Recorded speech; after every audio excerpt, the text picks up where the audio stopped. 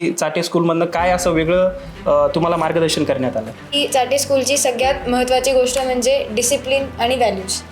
ते कधीही डिसिप्लिनमध्ये कमी पडले नाही. आमच्या जरबद्दल मी बोलते तर असं कधीही झालं नाही की मी कोणत्या टीचरला काही विचारले, मला काही समजलं नाही किंवा डाऊट विचारला आहे आणि त्यांनी मला म्हटलं असेल की मी सध्या नाही सांगू शकत किंवा माझ्याकडे वेळ नाही आहे. त्यांच्याकडे नेहमी आमच्यासाठी वेळ असतो. परत त्यांनी आमची खूप क्वेश्चनची प्रॅक्टिस घेतली आणि शिकवणं तर म्हणजे एकदमच अव्वल, म्हणून मग हे सगळं वेगळं करतं चाटे स्कूलला. माझा प्रवासमध्ये खूप लेवल होते वेगवेगळे. तर प्रत्येक लेवलवर मी क्लाइंब करत गेलो, त्यामुळे आज इथे आलो. सुरुवातीला मला प्रेशर होतं की 10वीचं वर्ष आहे, त्यामुळे नातेवाईक सगळे त्याचं प्रेशर तयार झालं. पण नंतर हळूहळू अभ्यास होत गेला आणि आज मला वाटतं अशी कोणती प्रॉब्लेम नाही आहे की जे आपण सॉल्व्ह नाही करू शकत. जर आपण त्या टास्कला जर घेतलं आहे तर जोपर्यंत ते सॉल्व्ह होत नाही आपण त्याला तोपर्यंत हार नाही मानायची. तिथून त्याचं काही पण सोल्युशन असेल थोडं वेगळ्या वेने त्याला सॉल्व्ह करायचं, ट्राय करायचं. असे मल्टिपल ऑप्शन्स असतात ज्याच्याने आपण ते करू शकतो. तर तेच आपण शोधायचं आणि मग त्याच्या बेसिसवर सॉल्व्ह करायचं. नमस्कार, मी आपल्या सर्वांचा मित्र अक्षय ताटे आणि आपण बघतायत सत्य पे सत्ता. खरं तर नुकताच CBSEचा निकाल लागलेला आहे आणि या CBSEच्या परीक्षेत छत्रपती संभाजीनगर जिल्ह्यातनं प्रथम क्रमांक, द्वितीय क्रमांक आणि तृतीय क्रमांक मिळवलेले विद्यार्थी आपल्यासोबत आहेत. त्यांच्याकडनं जाणून घेणार आहोत की कशा पद्धतीने त्यांचा अभ्यास होता, त्यांचं नियोजन काय होतं आणि कशा पद्धतीने त्यांनी हे यश मिळवलेलं आहे. तर आपल्यासोबत आर्यन गुंडा आहेत, जो छत्रपती संभाजीनगरमधनं प्रथम आलेला आहे. 99.7% त्यांनी घेतलेले आहेत. त्यानंतर 2 नंबरला ज्यांनी संभाजीनगरमध्ये रँक मिळवलेला आहे अशी जान्हवी कुलकर्णी सुद्धा आपल्यासोबत आहेत. तिच्याकडनंही जाणून घेणार आहोत की कशा पद्धतीने तिची तयारी होती. आणि सौमित्र कोरडकर हा 3ऱ्या क्रमांकाचा विद्यार्थी सुद्धा आपल्यासोबत आहेत. तर या तिघांचेही आपल्या या चॅनलमध्ये स्वागत आहे. खरं तर त्यांच्याकडनं जाणून घेणार आहोत की कशा पद्धतीने त्यांनी अभ्यास केला आहे आणि त्यांचं काय काय नेमकं नियोजन आहे. नमस्कार. नमस्कार. तर तुला किती मार्क पडले? 498 आउट ऑफ 500. अच्छा. आणि तुला? मला 497 आउट ऑफ 500. ओके. आणि तुला? 496 आउट ऑफ 500. तर आपण बघितलं की फक्त एका मार्काच्या फरकाने सध्या संभाजीनगरमधनं रँक मिळवलेला आहे. सध्या मला सांग की तुझा सुरुवात कशी झाली शाळेमधनं? सुरुवात तर थोडी स्लोच होती. पहिले काही गोष्टी क्लिअर नव्हत्या, कॉन्सेप्ट क्लिअर नव्हते. पण हळूहळू प्रॅक्टिस करता करता सगळं क्लिअर होत गेलं आणि मग रिझल्ट आले. म्हणजे अभ्यास हळूहळू वाढवत गेला. तुझी काय तयारी होती? तर 9वीमधून आपण जसं 10वीत जातो, एक खूप मोठा आयुष्याचा टप्पा असतो. अभ्यास एकदम वाढतो. सगळे आजूबाजूचे लोक सांगत असतात की 10वीचं वर्ष नीट अभ्यास करा. पण आमचे टीचर्स मात्र ते एकदम आम्हाला शांततेत होते. त्यांनी आम्हाला सांगितलं काहीही घाबरायची गरज नाही आहे. हळूहळू त्यांनी आम्हाला सगळ्या गोष्टी शिकवल्या, कसं परीक्षा द्यायची, काय करायचं. मग फक्त त्यांच्या मार्गदर्शनावर चाललो आणि हे यश मिळालं. क्या बात आहे. तू काय सांगशील, तुझा प्रवास कसा होता? माझा प्रवासमध्ये खूप लेवल होते वेगवेगळे. तर प्रत्येक लेवलवर मी क्लाइंब करत गेलो, त्यामुळे आज इथे आलो. सुरुवातीला मला प्रेशर होतं की 10वीचं वर्ष आहे, त्यामुळे नातेवाईक सगळे त्याचं प्रेशर तयार झालं. पण नंतर हळूहळू अभ्यास होत गेला आणि आज यश मिळवलंय. तर खरं तर खूप सुंदर पद्धतीने तुम्ही तिघांनी सांगितलं आहे. तर सुरुवात शाळेपासून कशी झाली, म्हणजे शाळेचा कसा रोल राहिला तुझ्या आयुष्यामध्ये? शाळेचा जर आपण रोल बोलला तर स्कूलने खूप इम्पॉर्टंट रोल प्ले केला इथे. म्हणजे टीचर्स आणि सगळे फ्रेंड्सचं एक खूप जास्त कॉन्ट्रीब्युशन होतं ह्याच्यामध्ये. त्यांचं मोटिवेशन आणि गायडन्स असतो ते खूप इम्पॉर्टंट होतं. जर ते नसते तर हे इनकम्प्लीटच होतं याच्यातनी माझी. शाळेच्या यशामध्ये मोठ्या प्रमाणात वाटा होता. हो. ओके. तू काय सांगशील? मी हे सांगेल की आपण म्हणतो कोणतीही जर्नी कधी स्मूथ नसती. प्रत्येकाच्या जर्नीमध्ये अप्स अँड डाऊन्स येत असतात. तर माझ्या पण पूर्ण 10वीच्या जर्नीमध्ये अशी खूप वेळ आली जेव्हा मी थोडंसं लो फील करत होते. मी थोडी डिमोटिवेटेड झाले होते माझ्या जर्नीला घेऊन. पण तेव्हा मात्र माझ्या सगळ्या टीचर्सनी, माझ्या शाळेनी, सगळ्यांनी मला मोटिवेट करायचं काम केलं. फक्त अभ्यासच नव्हे तर त्यांनी मला असतं ना असं पुढं ढकलायचं काम केलं की तू हे यश मिळवू शकती. आणि मग त्यांच्या या विश्वासानेच आज मी जिंकले. ओके. तू काय सांगशील शाळेबद्दल? शाळेने मला बेस दिलाय. ओके. शाळेमुळेच मी आज इथे आणि पुन्हा शाळेतले जे टीचर्स आहेत त्यांचा सपोर्ट खूप महत्त्वपूर्ण ठरला आहे. शाळा ही आपल्या आयुष्यात खूप मोठा रोल प्ले करते. निश्चितच शाळा रोल प्ले करते, कारण शाळेमधनंच आपण घडत असतो. तर नेमकं सर्वजण शाळेबद्दल एवढं कौतुक करतायत, नेमकं तुझ्या शाळेचं नाव काय ते तरी सांग. चाटे स्कूल. चाटे स्कूल. तुझ्या शाळेचं? माझ्या शाळेचं नाव ही चाटे स्कूलच आहे. चाटे स्कूलच. आणि तुझ्या शाळेचं काय नाव आहे? माझ्या शाळेचं नाव पण चाटे स्कूलच आहे. अच्छा, तुम्ही तिघाही एकाच शाळेतलेत? हो. बरं, काय सांगाल चाटे स्कूलबद्दल? म्हणजे तिन्ही पण रँकिंग होत आहे, सर्वजण तिन्ही एकाच रँकमधनं आणि चाटे स्कूलमधनंच आलेत. तर शाळेबद्दल काय सांगशील? कारण की चाटे स्कूलमधनं काय असं वेगळं तुम्हाला मार्गदर्शन करण्यात आलं? चाटे स्कूलमध्ये एक पॉझिटिव्ह एन्व्हायरमेंट भेटलं जे दुसऱ्या स्कूलमध्ये कधी कधी नाही मिळत. Okay. टीचर्स काइंड आहेत, फ्रेंडली आहेत. आपण असं एकदम फ्री होऊन त्यांच्यासोबत बोलू शकतो. आपल्याला असं प्रेशर नाही वाटणार की कुणी तुम्हाला जज करते किंवा हे काय बोलेल ते काय बोलेल. तर एक मुलांना एक फ्री एन्व्हायरमेंट भेटतं ज्यामुळे ते त्यांना जे पाहिजे तसं ते अभ्यास करू शकतात त्यांच्या वेमध्ये, त्यांच्या मेथडनी ते काही करू शकतात. तर मग त्यासाठी युजफुल झालं आहे. अच्छा, शाळेचा फायदा झाला आहे. हो. अच्छा, तू काय सांगशील शाळेबद्दल? मी सांगेल की चाटे स्कूलची सगळ्यात महत्त्वाची गोष्ट म्हणजे डिसिप्लिन आणि व्हॅल्यूज. ते कधीही डिसिप्लिनमध्ये कमी पडले नाही. आमच्या जरबद्दल मी बोलते तर असं कधीही झालं नाही की मी कोणत्या टीचरला काही विचारलं आहे, मला काही समजलं नाही आहे किंवा डाऊट विचारला आहे आणि त्यांनी मला म्हटलं असेल की मी सध्या नाही सांगू शकत किंवा माझ्याकडे वेळ नाही आहे. त्यांच्याकडे नेहमी आमच्यासाठी वेळ असतो. परत त्यांनी आमची खूप क्वेश्चनची प्रॅक्टिस घेतली आणि शिकवणं तर म्हणजे एकदमच अव्वल. म्हणून मग हे सगळं वेगळं करतं चाटे स्कूलला बाकी शाळांपेक्षा. म्हणजे सर्वांच्या टीचरच्या स्टाफनी पण तुम्हाला सपोर्ट केला. तू काय सांगशील तुझा अनुभव? कॉम्पिटिशनमुळेच मला इथे येण्यासाठी मदत झाली आहे. शाळेने जसे पेपर काढले त्यामुळे बोर्डाचं जसं वातावरण असतं ते तयार झालं होतं आणि पुन्हा you can feel that pressure. Okay, म्हणजे प्रेशरमुळं घडला गेला असं म्हणायचं. ठीक आहे. तर सध्या तू मला एक सांग की किती घंटे अभ्यास करत होतास? कारण सगळ्यात मोठा प्रश्न तरुण हेच विचारतात, किती घंटे अभ्यास केला पाहिजे. तर तू कसा अभ्यास करतो? 5 ते 6 रोज. आणि मी एका जागेवर बसून अभ्यास नाही करायचो, सेटमध्ये करायचो. ओके. म्हणजे अर्ध्या तासाचा एक सेट अर्ध्या तासाचा, मग त्यानंतर 2 मिनटं ब्रेक आणि पुढचा सेट, असं कंटिन्यू करत करत 6 तास. म्हणजे रेस्ट घेऊन थोडं एनर्जी फोकस पण कॉन्स्टंट राहतो त्याच्याने. अच्छा, तुझा कसा अभ्यास होता? मी असे कधी तास मोजून अभ्यास नाही केला. मी Okay. फक्त रोजचे डेली टार्गेट सेट करत होते. ते टार्गेट अचीव झाले की मग माझा दिवस संपला. मग जर वेळ उरत असायचा तर मग मी एखादी माझ्या आवडीची गोष्ट करायचे. एखाद्या दिवशी नव्हता पण उरत, मग तेव्हा मला जागावं लागायचं. ओके, तुझा अनुभव कसा होता? मी 6 ते 7 तास अभ्यास करायचो. 50 to 55 मिनिट्सचं एक सेशन असायचं. मग त्यानंतर मी ब्रेक घ्यायचो. ब्रेकमध्ये थोडं इकडे तिकडे जाणं, गॅलरीमध्ये थोडं टाईमपास करणं, हे सगळं झाल्यावरती मी परत तिथे अभ्यास करायचो. म्हणजे फोकस बिल्डअप होतो त्याच्यामध्ये आणि माइंड पण फ्रेश होतं. आणि बस एवढंच मी कन्सिस्टंटली करायचो, तर त्यामुळेच झालं आहे. सर्वांनी खूप छान सांगितलं की कन्सिस्टन्सी मॅटर करते आणि रिव्हिजन पण तुम्ही केले. सर्वात महत्त्वाचा प्रश्न येतो की आपण जेव्हा वाचतो त्यानंतर रिव्हिजन करण्यासाठी तू कसा वेळ दिला? कारण आता तू आज वाचले 6 तास, उद्या आता जसं टॉपिक तू ठरवलं आहे की मला पहिला टॉपिक वाचायचा आहे, मग उद्या दुसरा, तर मग पहिला टॉपिक विसरणार आहे, मग रिव्हिजन कसं असायचं? त्या टॉपिकच्या रिलेटेड जर आपण क्वेश्चन प्रॅक्टिस केले तर त्याचा एक आपल्या माइंडमध्ये एक स्ट्रॉंग बेस क्रिएट होऊन जातो की आपण आता याचं क्वेश्चन सॉल्व्ह केले तर एक आपल्याला पक्का झालं हा टॉपिक. मग नंतर एक्झामच्या वेळेस जरी ते केलं तर ते होऊन जातं क्लिअर रिव्हिजनमध्ये. हो. बरं, रिव्हिजन तू कसं केलंस? मी रिव्हिजन म्हणजे नोट्स बनवायचो. शाळेत आम्ही जसं टीचर शिकवत आहे तर जेव्हा जेव्हा ते इम्पॉर्टंट पॉईंट सांगायचे ते लिहून घ्यायचो. मग जेव्हा ते टॉपिक स्वतः वाचायचो ती जी लाईन आम्ही लिहिली आहे टीचरनी सांगितलेली ती आपोआप नजरेखालून जायची. मग रिवाईज करताना जे जसं टीचरनी सांगितलं होतं ते आपण मनात असं फिरत जातं. मग त्याची अशी एक स्टोरीशी बनती आणि मग रिव्हिजन इझिली होऊन जाते. अच्छा, इझिली रिव्हिजन म्हणजे लक्षात राहतं पूर्ण. हो. तू काय सांगशील तुझा अनुभव? पहिले तर आपण जे पहिले वाचलं आहे ते आपल्या मनात आठवण्याचा प्रयत्न करायचा. जर ते नाही आलं तर पुन्हा नोट्स रेफर करायचे आणि वाचायचं वापस एकदा. अशा प्रकारे मी रिव्हिजन केली. आता सध्या आपण सर्वांनी चाटे स्कूलबद्दल सांगितलं आहे, तर चाटे स्कूलच्या टीचर्सबद्दल जसं यांनी आता सांगितलं की सपोर्ट करायची, तर तुझा अनुभव कसा होता टीचर्सबद्दल? सपोर्ट करायचे आणि कठीण काळात मला साथ दिली त्यांनी. ओके. जेव्हा माझा रँक नव्हता येत, मला पर्सेंटेज कमी येत होते, तेव्हा त्यांनी मला सांगितलं की मी कुठे चुकतोय आणि कुठे कुठे चांगलं करायला पाहिजे. अच्छा, म्हणजे पर्सनली तुझे मार्क्स बघून त्यांनी तुला गाईड केलं. आणि जर का अजून काय काय तुला एक किस्सा आठवतो की म्हणजे टीचर्सनी तुला बोलून सांगितलं असं काही? रिझल्टच्या दिवशी प्रिलिम 1चा रिझल्ट होता. ओके. त्या दिवशी मला मॅथ्समध्ये कमी पडले होते. तर आमचे टीचर रवी सर म्हणून, तर त्यांनी पर्सनली येऊन सांगितलं होतं की तू जसा पेपर सॉल्व करतो तर त्याचे चेंज कर, म्हणजे वेगळ्या पद्धतीने.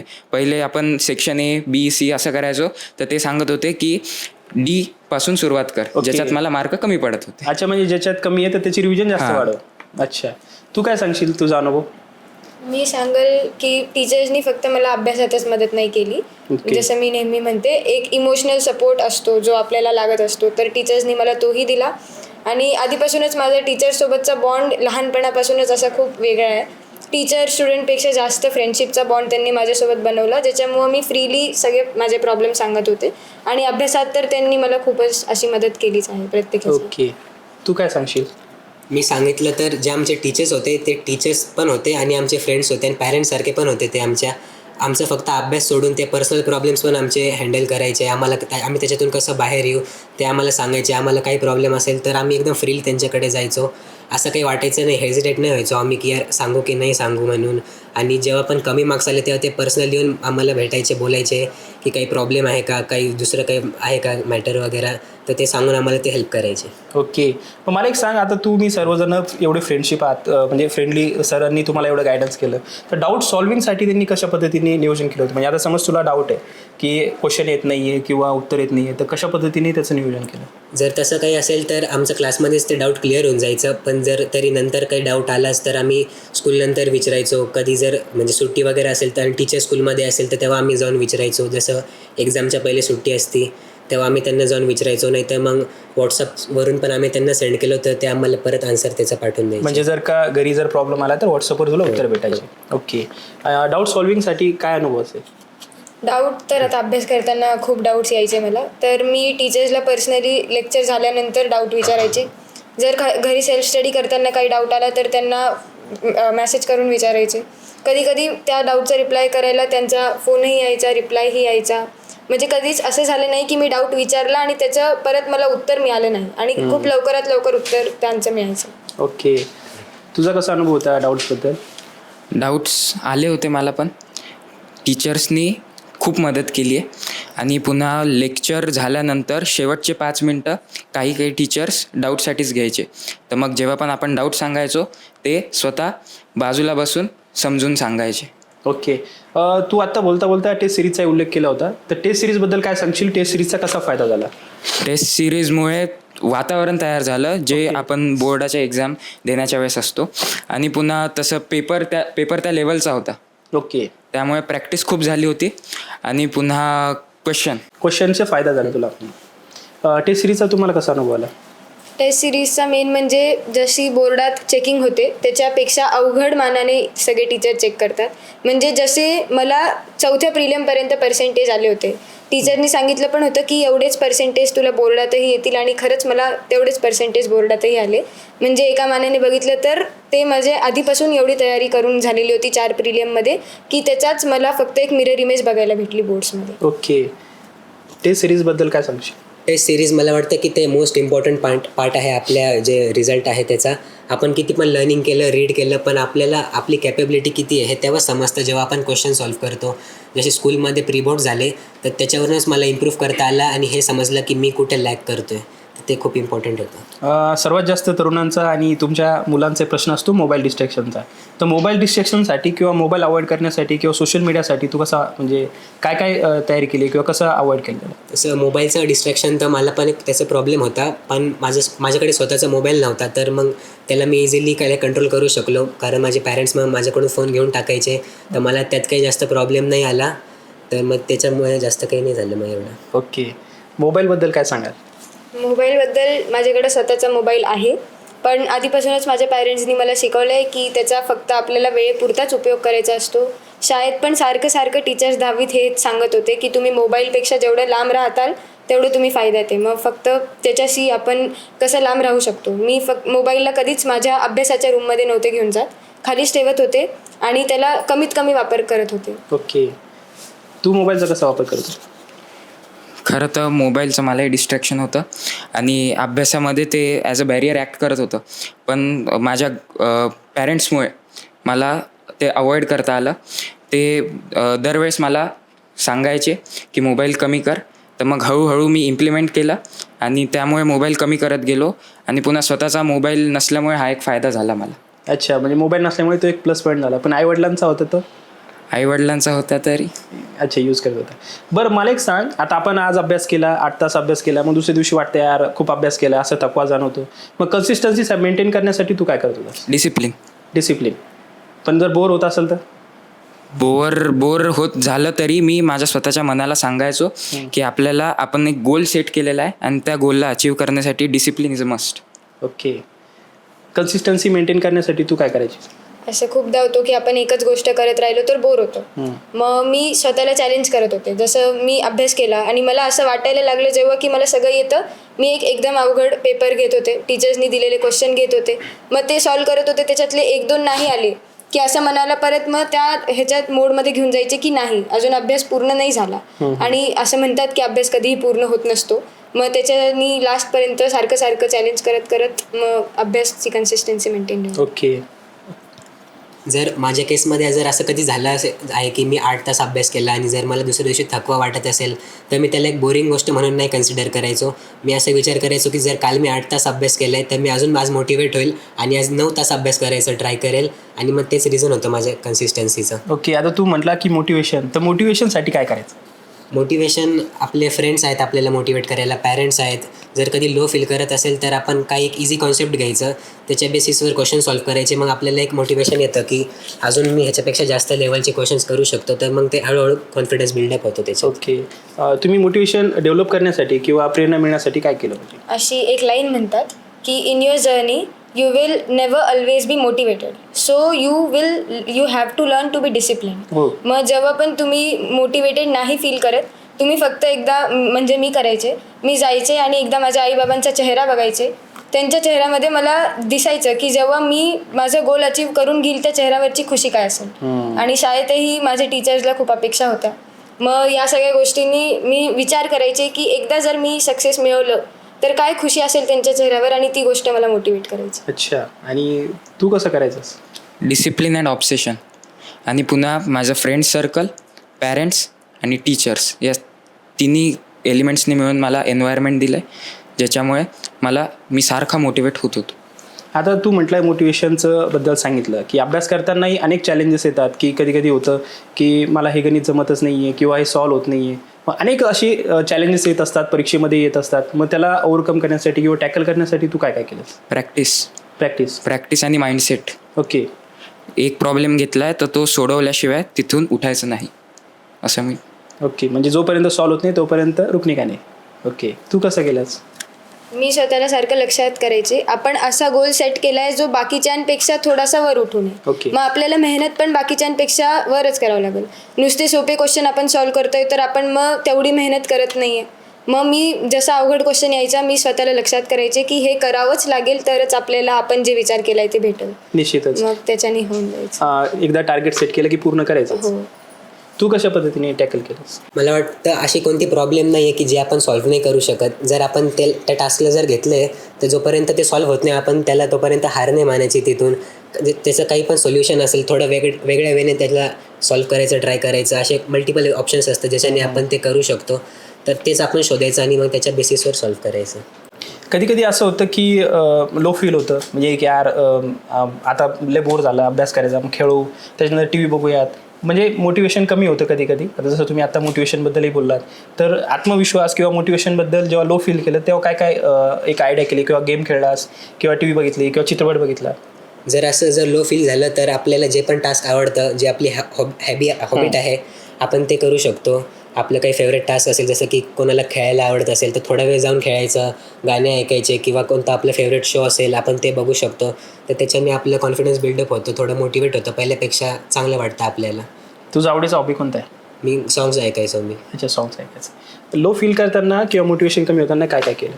मी माझी हॉबी फॉलो केली आणि मी स्केचिंग करायचे. मी खूप जास्त स्केचिंग केलेली आहे, ड्रॉइंग केलेली आहे. मी असं थोडं बोर झालं की 20 मिनिटासाठी पेन आणि पेपर घेऊन बसून जायचे. तसं स्केचिंगमध्ये सर्वात जास्त कोणते म्हणजे नेचर की नाही पोर्ट्रेट्स ह्युमन फिगर्स ह्युमनचे. आणि स्केचिंगचा कोर्स कुठे केला? नाही, कोर्स नाही केला. लॉकडाऊनमध्येच यूट्यूबवरून शिकलेली आहे जे काही शिकलेली. ओके. तू काय करायचंस?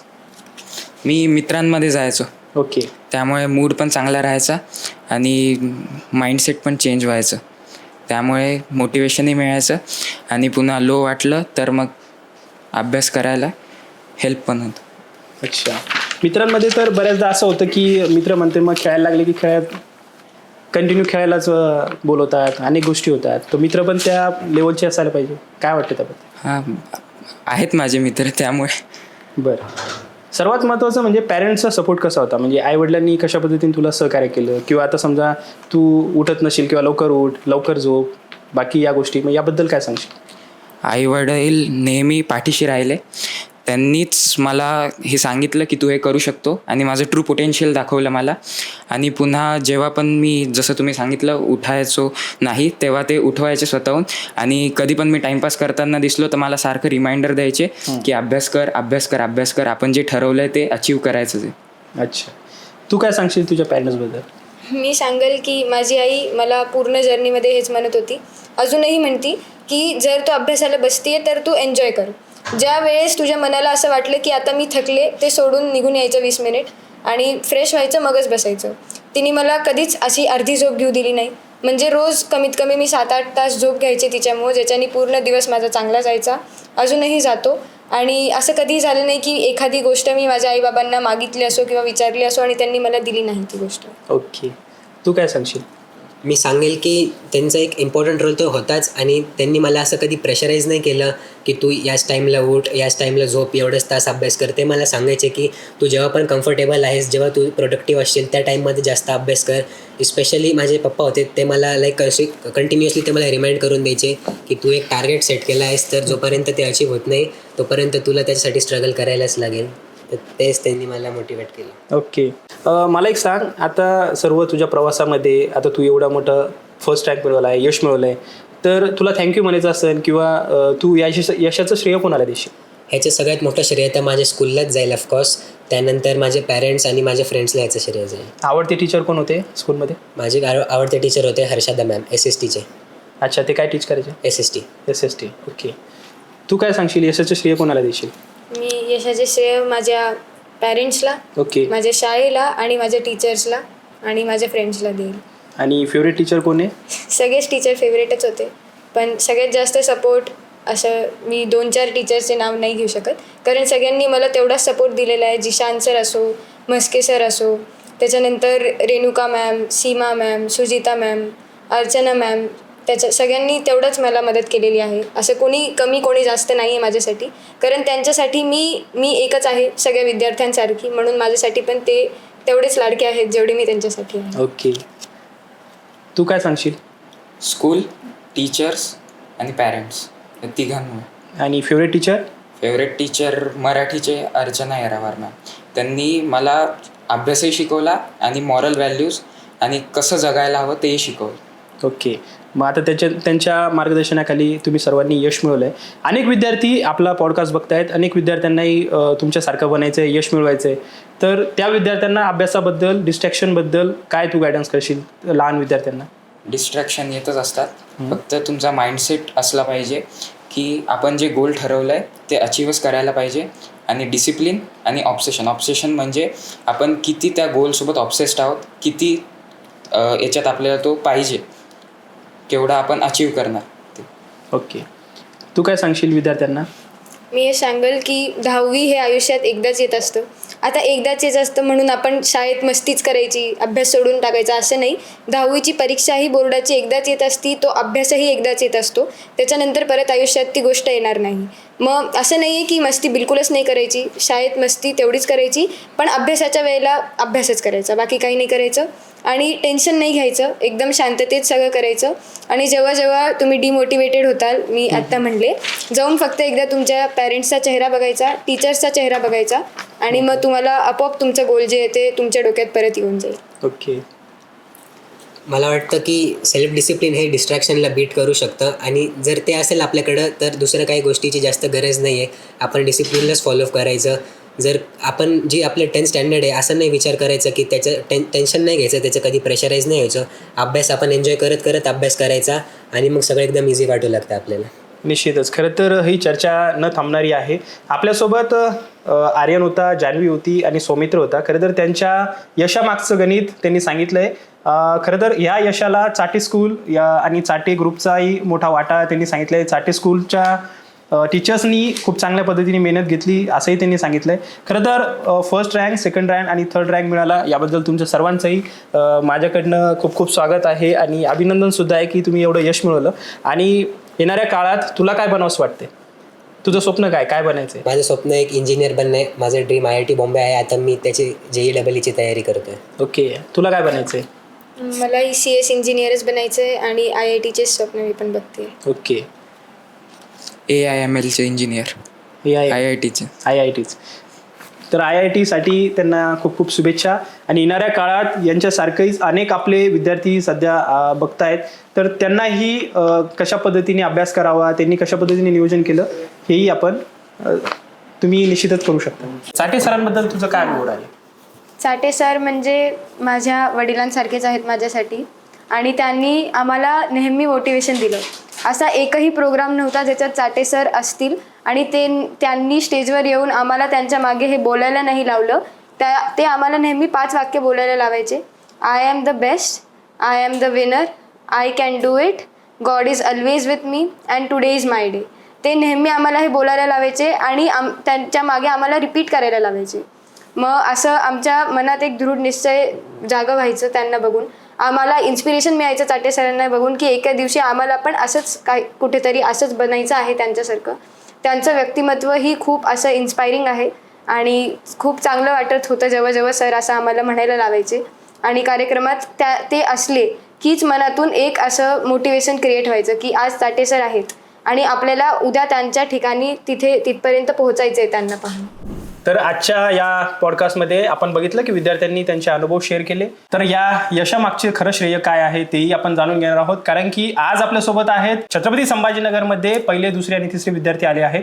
त्यांच्याकडनं आपण जाणून घेतलं की त्यांचे अनुभव काय होते, त्यांच्या यशाचं श्रेय काय होतं. तर त्यांनी सांगितलं की चाटे स्कूलचा त्यांच्या जीवनात आणि त्यांच्या यशात मोठा वाटा होता.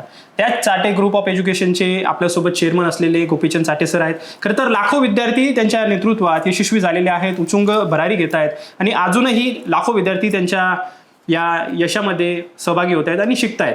तर आपल्यासोबत चाटे सर आहेत, त्यांच्याकडनं जाणून घेणार आहोत की काय सांगाल की या आजच्या यशाबद्दल. आज आपल्यासोबत आर्यन, जान्हवी, सौमित्र आहेत. मी आपल्या तिघांचंही अभिनंदन करतो.